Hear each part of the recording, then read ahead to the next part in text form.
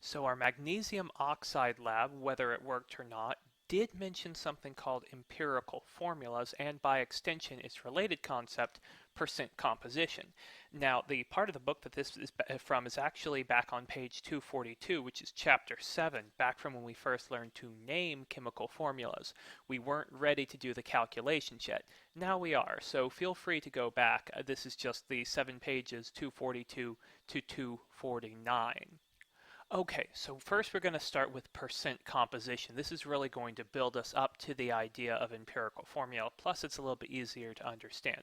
So what exactly is it? Well, it's sort of like very much like our molecular fruit basket technique for finding the molar mass of the entire compound. We're just going to break down the compound by all of its individual parts, where in the molecular fruit basket we were adding them together. Here we're breaking it down, and we're breaking it down by percent.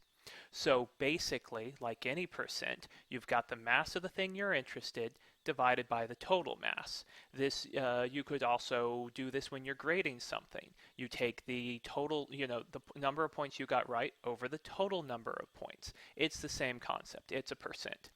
And then you may remember in math class, you typically multiply that by 100% because otherwise it will be a decimal, not really a percent. Okay, best way to do this, let's just go ahead and leap in and try one.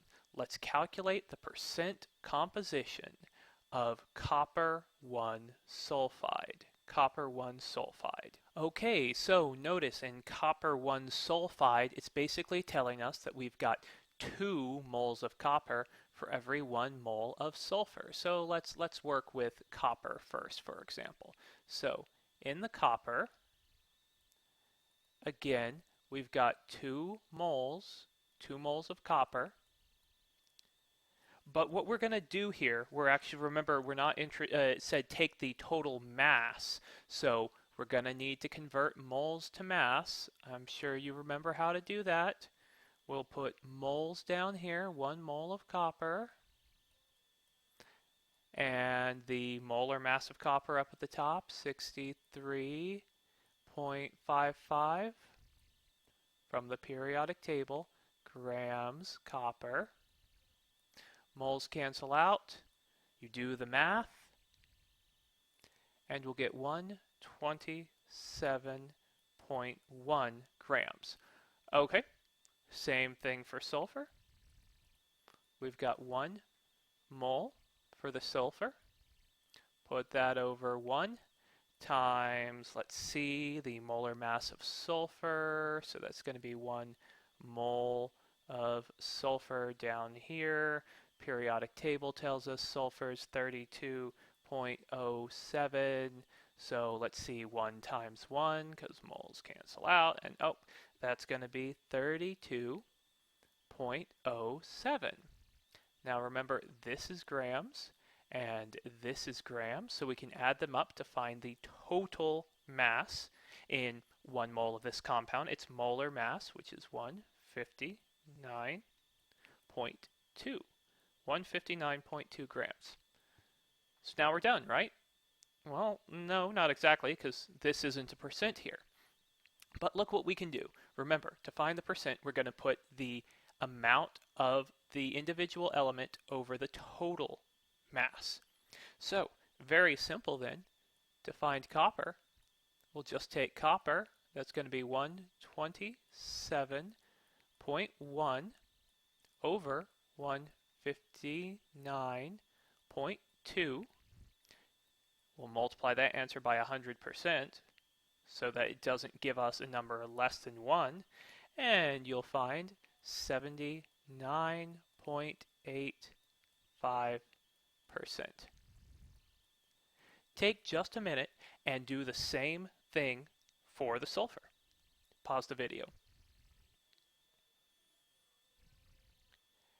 And for the sulfur, what you will have found is 20.15%. 20.15%. Hey, that's great. We should always check our answer though. Make sure it adds up to 100, or at least close to 100 depending on how you round it. It might not be exact. And let's see, that's around 80 and that's around 20. So yes, that adds up to 100.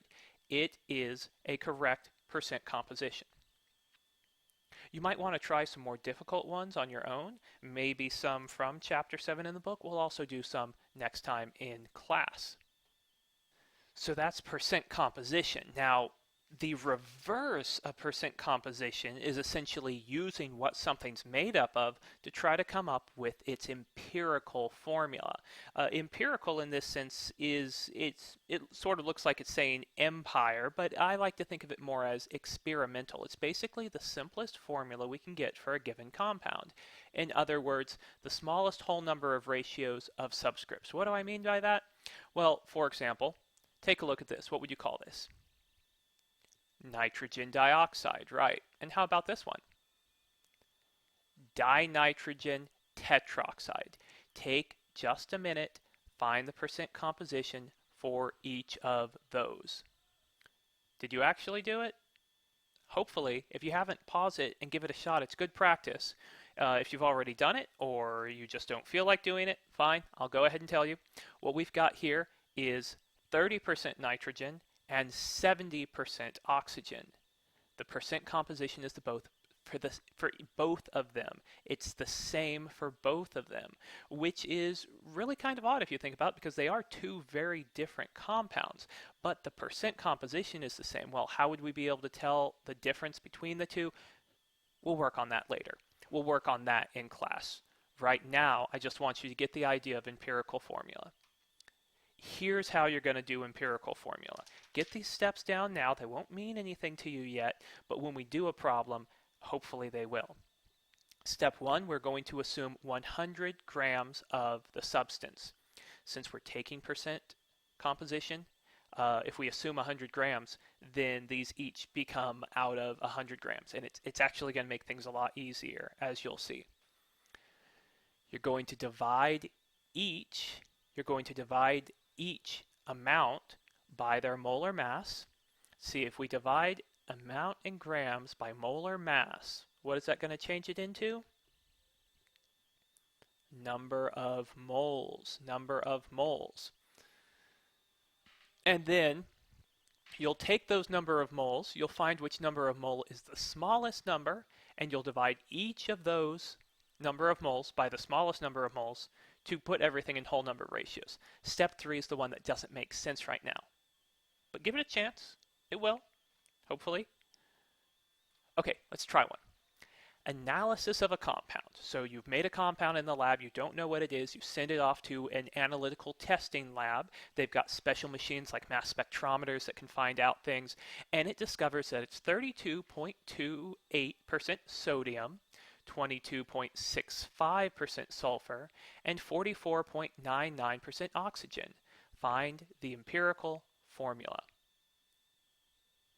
Okay, so here we are.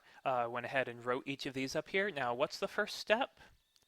Well, if you recall, the first step was to multiply all the percentages by 100 grams. We're essentially assuming that we have 100 grams of our unknown compound. So why don't you do that real quick?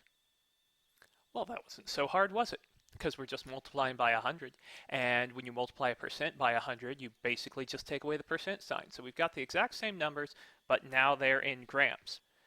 Next step then, divide by the molar mass or multiply by the reciprocal. In other words, what we're doing is we are converting it into moles. So let's do that. This setup should look familiar. It's exactly what we've been doing for several days now. Okay, let's just go ahead and solve it then. Well, the grams are going to cancel out, of course. Grams are going to cancel out. Grams are going to cancel out here too, leaving us with moles, da-da-da. Takes just a little bit of time. Do that calculation. Okay, so we've got 1.408 moles of sodium. We have 0.7063 moles of sulfur, and we've got 2.812 moles of oxygen. Okay, great. Now take a very close look at these numbers. You might start to notice something. You might have to do some rounding to notice that thing. But if we were to round this, this would look like 0.7-ish. And if we were to round this, this would look like 1.4. And if we were to round this, it would look like 2.8. Does anything look familiar there? Why? It looks like they're all divisible by 0.7. Okay, so look what we're going to do here. We're going to divide them all by the smallest number of moles that we have here. So this is going to be the smallest number of moles, 0.7063 moles, 0.7063 moles, and 0.7063 moles. Okay, do a little bit of math there. And these aren't going to come out exactly to whole numbers, but they'll be very close. Like this one's very close to 2. And this one will, of course, be exactly 1. And this one we will see will be very, very close to 4.